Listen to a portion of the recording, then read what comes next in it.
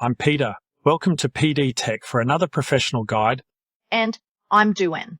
Accuracy is non-negotiable. At PD Tech, we ensure your records are IRD ready and perfectly reconciled.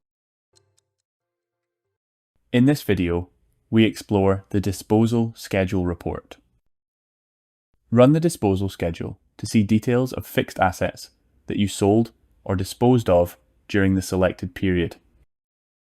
Click on Reporting, then select All Reports. Using the search bar, search for the disposal schedule report, then select the report. Use the date range to choose a reporting period. We'll use this financial year for our example.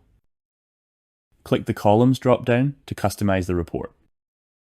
Choose which columns to show or hide in the report. We'll choose to show Asset Type in the report.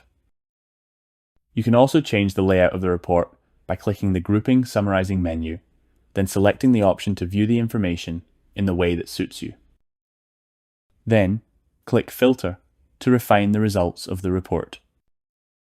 For example, this can be useful if you use tracking categories and want to filter by a tracking option. Click Update to view the report with the changes you've made. We can see the assets that have been disposed and the loss or gain on the disposal.